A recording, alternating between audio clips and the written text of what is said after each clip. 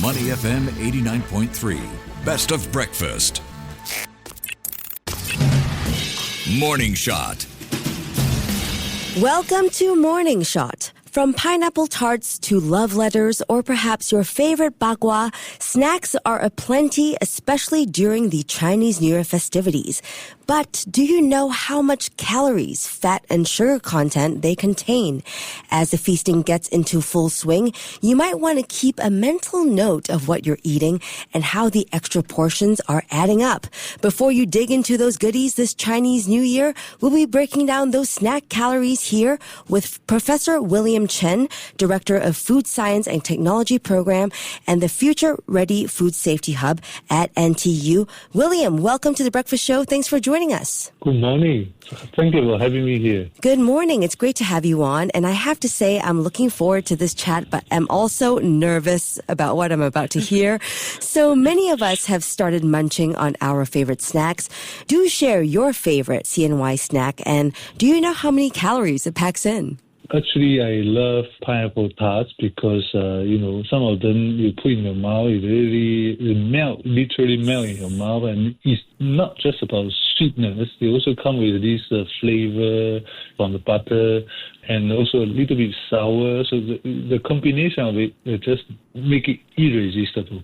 Yes, it's my favorite too. So good. Do you know the calories in a pineapple tart? Well, when we enjoy eating, we don't really pay attention to that's a problem. Downside of consuming this treat, yeah. Yeah, another downside is that you can't stop at one. It's very difficult to just have one pineapple tart. So let's dive further into some of these numbers. According to the Raffles Medical Group's CNY Food and Health Guide, 2 pineapple tarts, William, pack 163 calories, 7 grams of fat, 12 grams of sugar. A single piece of bagua, also a favorite of mine, 229 calories, 8 grams of fat, 24 grams of sugar.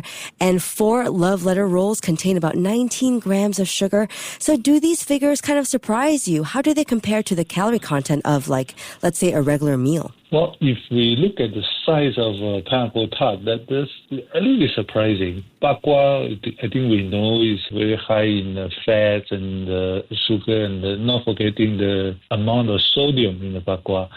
So it's a little bit surprising that they contain such a high level of energy, each of these. But if we look at our daily meal, I would say that the daily intake or energy needs for average adult is about 2,000 calories. And so this average out to about 600 to 1,000 calories per meal. And if we compare the number with our dishes, right? So we know that chicken breast, for example, for 100 grams is about 150 calories. A bowl of rice about 100 kilocalories, and 100 grams of vegetable is about 20. So therefore, these Chinese New Year goodies are extremely high in the energy level. Yeah, and also another point to note is that not all snacks are created equal. They all come in different sizes. I've seen pineapple tarts that look like golf balls, and those are like 250 calories each. So I try to limit myself for sure. So when we think about how often we snack during CNY gatherings, the calories can really add up, right? So can you help us understand how quickly these treats can accumulate over the course of a day or even the whole festive season? Because I have to say, 4 or 5 pineapple tarts can go down pretty quick. Yeah, exactly. Well, according to the number you just cited, if we take 10 pieces of bagua or 20 over piece of pineapple tarts, that exceeds the energy requirement for average Singaporean or adult Singaporean. So that's more than 2,000 kilocalories.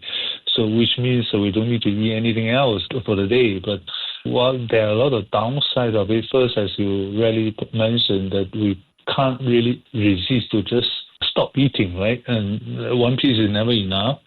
And we may forget that eating too much of these goodies also may result in increased blood pressure and maybe high blood glucose level. So all these downside of things, but once a year we tend to not to pay too much attention. Yeah, you're right. And I think it's also easy to kind of not break down the calories. So let's look at this from your perspective as a food science expert. How does the combination of high sugar and fat in these snacks affect our metabolism and long-term health, especially when we're consuming them in excess over days or even weeks? Well, if we look at the number that you just mentioned, there are two things that come to our mind. One is glucose level. Second one, sugar level. The other one is the amount of fat. So we all know that the excess consumption of sugar may lead to diabetes, which is indicated by the high blood glucose level.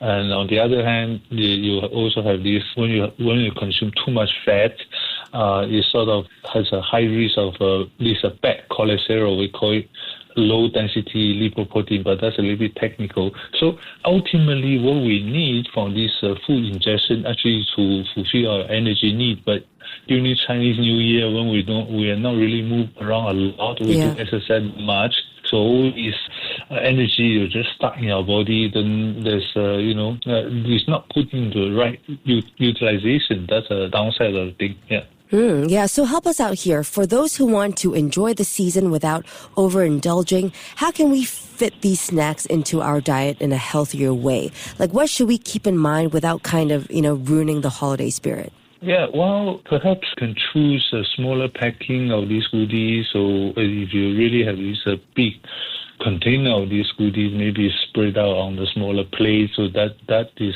indirectly limiting this craving. So to eat the whole thing in the container. Perhaps also look for alternative product which contain maybe unsaturated fat, so less dangerous, or low sugar. Well, of course, may not taste as good. But I think ultimately, one way to put this high energy thing into, not to let them accumulate in our body, is to exercise. That is one way to maintain the balance.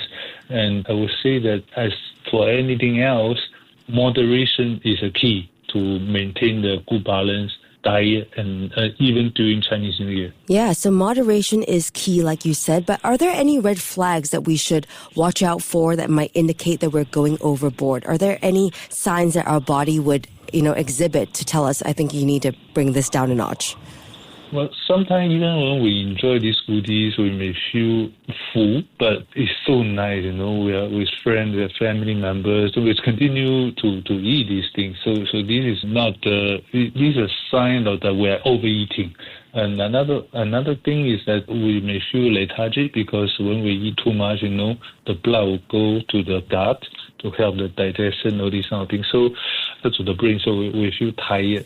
And another thing is that our stomach can actually hold a lot of this food. So if we don't pay attention, then all this, we may not pay attention or notice anything of this overeating thing. So the best way is do not sit there for too long and then spread these goodies in a smaller portion. So that other things, there's a reason that we distribute the oranges, right? So one way is to eat these oranges as well. Yeah. Yes, and I'm going to try to sneak in a workout or two during the holidays. And it's good to remember that moderation is key so we can enjoy the festivities without compromising our well-being. William, thanks for the wake-up call and for being here with us today. Have a happy Year of the Snake. Thank you. Same to you. Thank you. We've been speaking with Professor William Chen, Director of Food Science and Technology Program and the Future Ready Food Safety Hub at NTU. Stay ahead with Money FM 89.3. To listen to more great interviews, download our podcasts at audio.sg or download the audio app. That's AWEDIO, audio at the App Store and Google Play.